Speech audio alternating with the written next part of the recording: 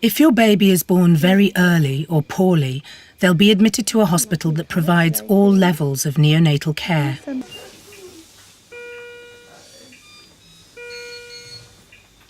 Your arrival on the neonatal unit may feel overwhelming. I had no idea what a neonatal unit was before we'd given birth. I knew nothing really about, well, neither of us knew anything about premature babies. And then we find ourselves here, thrown into this completely different world that no one expects to be in. You know, you expect to give birth, hold your babies and go home. And that hasn't happened to us.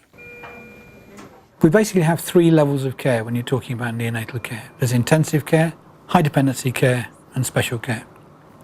And intensive care is the most invasive, usually babies who are being fully ventilated, tubes in their lungs attached to ventilators.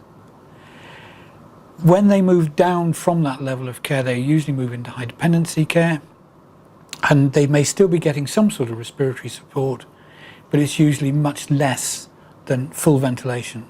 And in special care, you usually get babies who are now not needing anything very much in terms of ventilation, but may need a bit of extra oxygen, so they're having these maybe little nasal prongs stuck up the nose.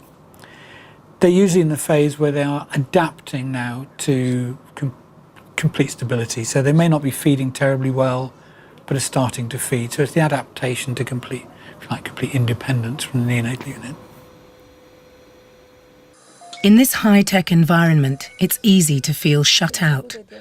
But as parents, you have a vital role to play. Your loving care can make a big difference to your baby's comfort and well-being, and some research shows that it can reduce the length of their stay in hospital and bring benefits to their health and development in the longer term.